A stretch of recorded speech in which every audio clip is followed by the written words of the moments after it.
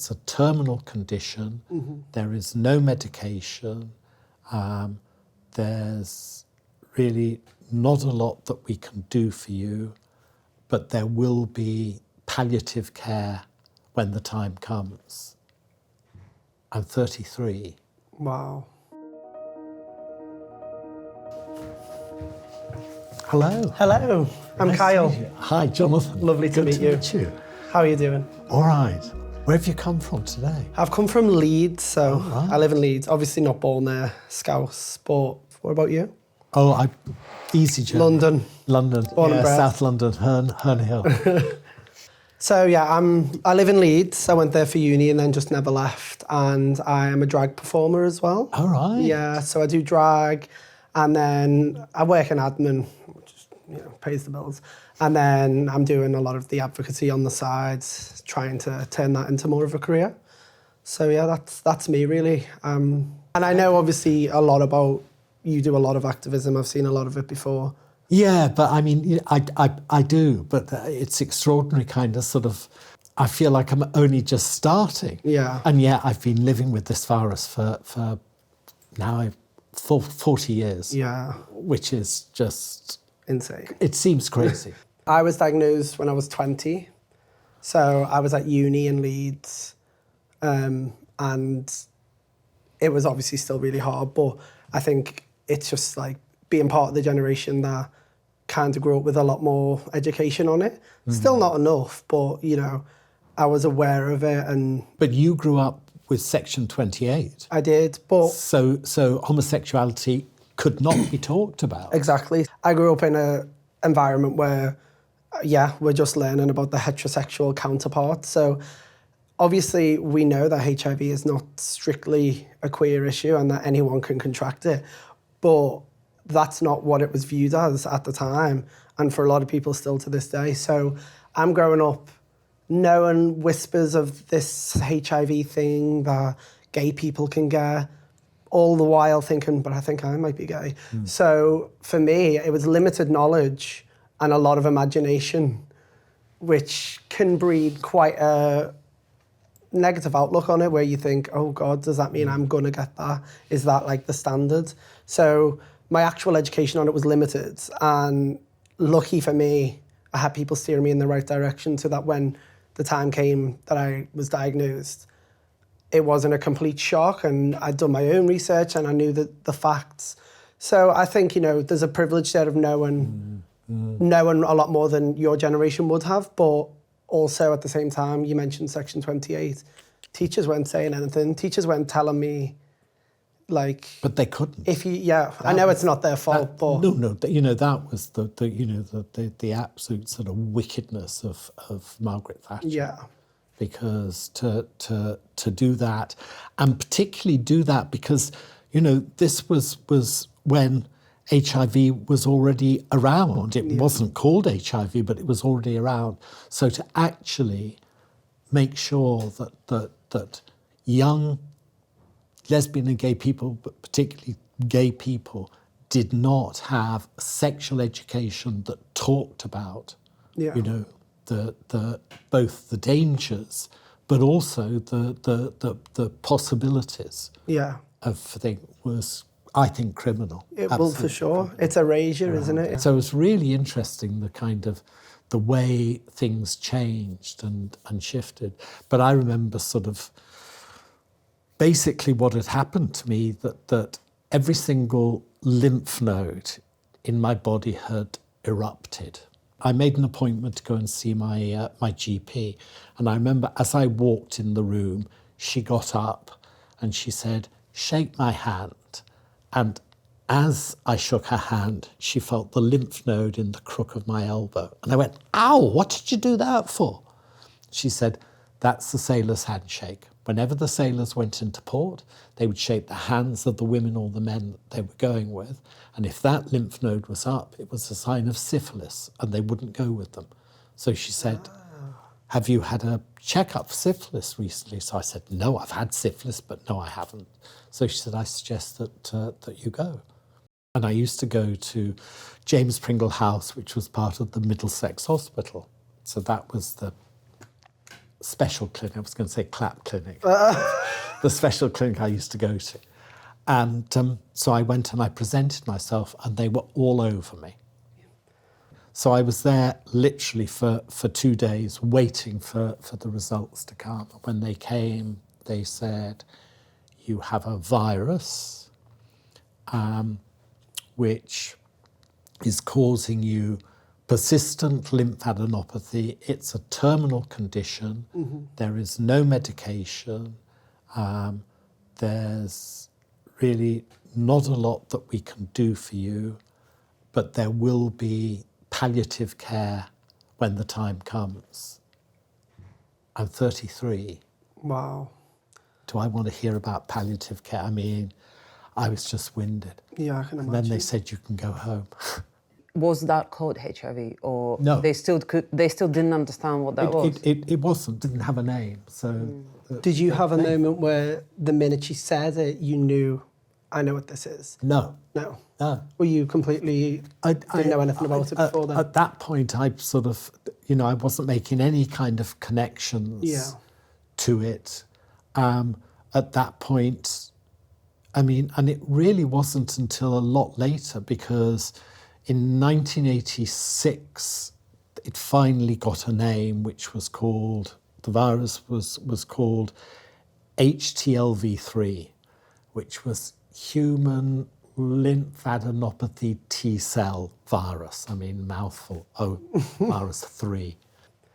And so they came to some agreement that they decided that they would call it HIV, which was human immunodeficiency virus. So basically, they call it what it does, what it is. But that wasn't until 1988. Well, my story was a little bit different in the sense that I was very sexually active at uni.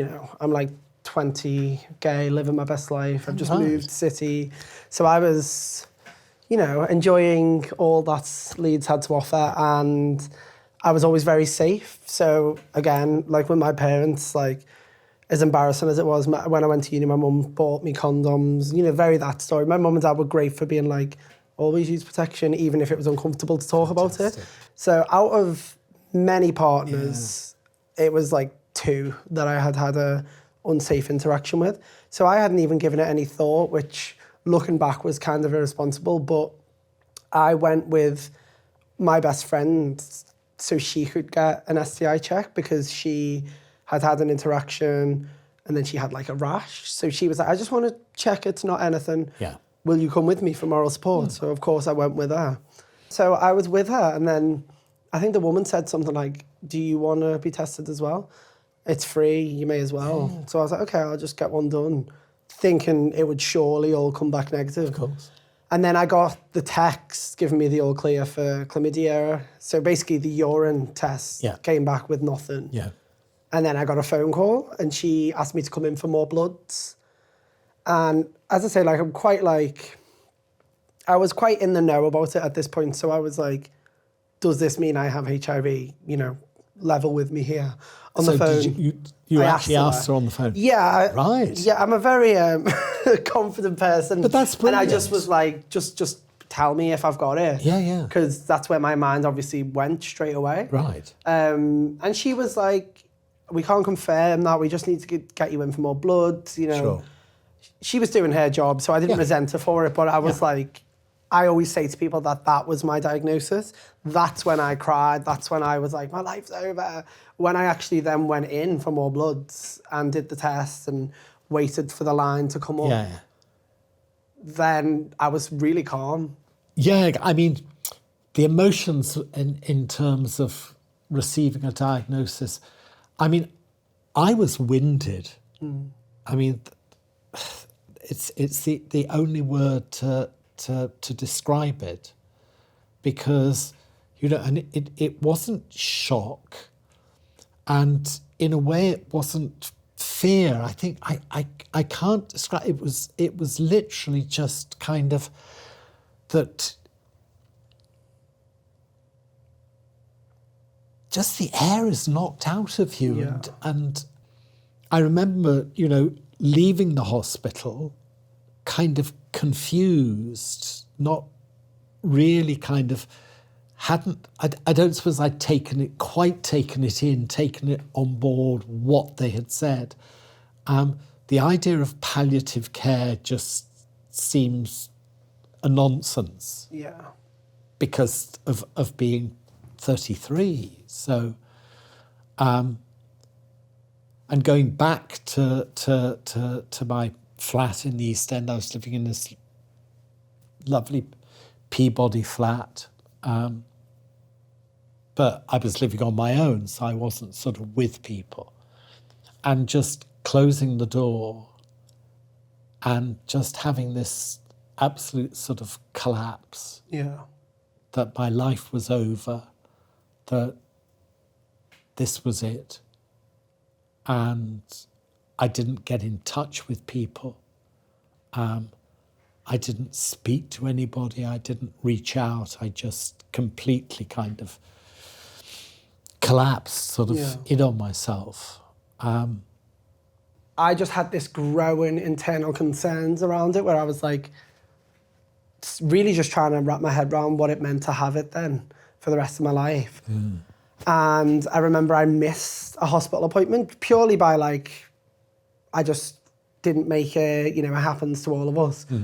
But then because I missed it, it gave me this it unlocked a new anxiety where I didn't want to go. Yeah. Where I was like, it probably got to over a year where I just wasn't going to the doctors about it and I was ignoring it because I hadn't come to terms with having it yet, I guess. And then it then transformed into a fear of I'm going to go back and they're going to be like, it's AIDS now. You've left it too long, essentially. I eventually had a meltdown to a really, really good friend of mine, Lucy, and was like, look, I've been basically shirking my medical responsibilities here and ignoring the help and I'm scared. And I had a very vulnerable moment with her and she was talking me through it and was like, make an appointment right now and I'm going to frog march you there whenever it is. I'm not going to let you miss it. And she, encouraged me and helped me and made me go to it. And of course, the doctor was like, hi, welcome back. Start you on meds. And it was so casual. And I was like... I spoke with my younger brother who went to medical school to be a doctor, was now living in London. I was able to tell him what my diagnosis was.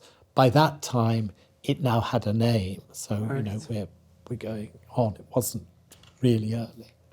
And I knew that I could tell him, and then when I got ill, he would be able to tell my parents, because I just felt I can't tell my parents, I cannot put them through this whole, I'd put them through the fact of coming out as gay. I thought that was enough. Slightly similar thing in the terms of I put off telling my parents for a long time. It's amazing, but it's just interesting when you say that. It's all there was a bit of a mirror of how I felt, but in a completely different context, of course. But it is fascinating. That same this shared experience that a lot of us probably have. Yeah. Just not wanting to disappoint people. So did you share with them, No. or was it your brother who eventually told you? I never shared with my family. And I remember that seeing my mother, my mother had a heart attack and I'd gone to see her in Coventry Hospital. Just, there was a part of me that I was so relieved that I was never going to have to tell her. Yeah. So have you lost anyone because of HIV? I'll go first because it's easier for me to answer. I've been very, very fortunate to not have. I know my history. I know about a lot of the more famous cases. The stuff that is our responsibility as HIV positive people to be in the know about. But on a personal level, I'm very lucky I haven't. But I imagine things are probably very different for you. No.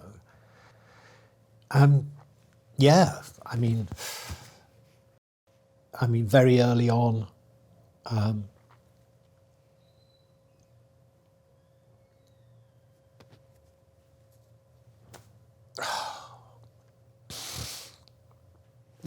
sorry, thank you. Sorry.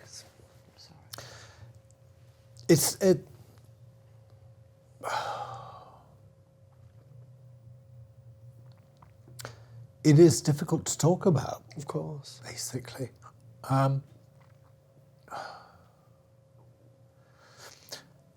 But yeah, I mean, God.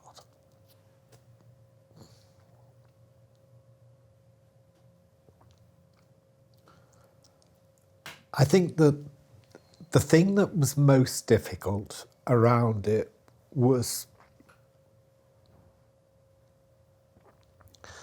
the fact of the youth of people.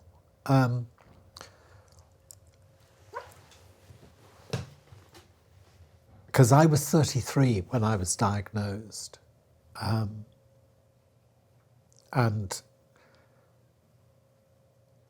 well, like you were 20. Mm-hmm. And that seemed to be the age that gradually the majority of people who were diagnosed and died because there was no medication and what have you.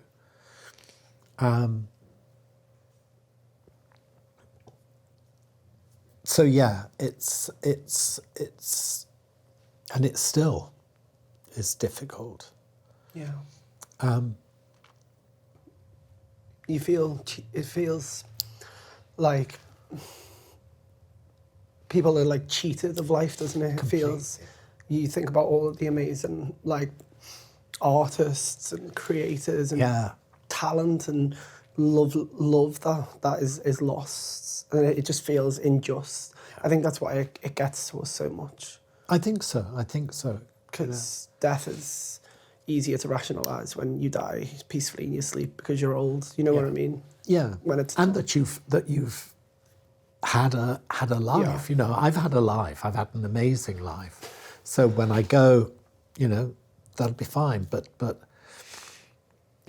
the difference that the medication has made is just phenomenal. It's really incredible, but it's like, it's just a travesty that we had to lose so many people before. But I really respect you for sitting there and talking about it like this, because it's not easy at all. And like people like you, to me, are pioneers and, you know, survivors. And I think it's incredible. And I know it's really emotional, but like, I thank you for being so open about it. And it means a lot to people like me. Thank you. And give me a hold. Oh. Thank you. I know that wasn't easy to do. But you're still here, and that's incredible. Yeah, well, I mean, I have... And I'm so grateful for it. Well, thank you. I mean, I just feel so extraordinarily fortunate. Yeah. To me, the most important thing for anybody newly diagnosed is actually to make friends with your virus. That is good advice. Because, you know, the virus is going to be with you forever. So you might as well just befriend it, then everything else will bit by bit fall into place. And it is, you know, we are so, as you say, so fortunate that we live in a country whereby, you know, we have this medication. Like you say, everything is just way more accessible now. Sure. So, yeah, by 2030, we should be eradicating new cases. And be wonderful. There's no reason why we shouldn't, you know, especially like if we keep talking about it. Because the unfortunate thing is people just don't know about these things. Well, they don't. So I think the general advice to anyone either living with it or knowing someone living with it is to not be ignorant to the stuff that is available to you, because there's plenty of information. Getting tested is easier than it's ever been. Getting medication is easier than it's ever been. And also finding support for the actual journey is easier than it's ever been. So I think we as people do have a tendency to be a bit ignorant naturally and to just go with what we know, but it's about like shaking off what stigma's been instilled in you over the years and being receptive to the cold hard facts that we have from science, medicine, and then also having that emotional availability to hear the stories of people that do live with it, because there are many and they are different and they are hard to hear sometimes. But the issue is that HIV is such a loaded word. And if we take the power away from that word, and if we stop thinking, oh, this is going to be really emotional, this is harrowing, like, yeah, it can be emotional, it can be ugly, but like, isn't everything at times, you know what I mean? Sure. So it's approaching HIV as a topic without thinking of it as something that's scary or heavy. I started volunteering for a charity called Skyline in Leeds, who are a support group for people living with HIV. That kind of forced me to learn even more. And like, I feel like there's such a rich tapestry to like look back on, and I feel like we owe it to ourselves and to also the over 40 million people we've lost to HIV to know our history and to, you know, not everyone has to like be an advocate in the way that we are. Not everyone has to go there being public about everything. Younger people living with HIV, older people who survived and are still living with HIV. We have to just be so thankful for how far it's come. But I think also sort of, you know, what's important is that this message has got out. Yeah. Because there's not enough, even today, there is not enough that is spoken about it. Yeah. So that people really do not understand the fact that we do have effective medication. Yeah. That it's, you know, anybody can access it. I mean, that's what is so extraordinary, that still, if you present with HIV, whoever you are, you know, whether you're a refugee, whether you're a migrant, what have you, you access the medication. And that's fantastic. Do you mind like shaking hands for the last time No, to I'm just not kind touching- of I'm not finish it off touching or him. hug? I don't know. Oh, it's been a pleasure. No, really. It really a has. huge pleasure. Yeah, Great. I feel like I can learn Thank a lot you. from people like you. Well, thank you. You're I've very learned a lot from people like you. Oh, it's been a pleasure. So I was taken into a darkened room, no windows, and sat in a chair, wooden chair. This arm was strapped with leather straps to the chair. I had electrodes which they had soaked in salt water, placed on my arm, stuck on my arm.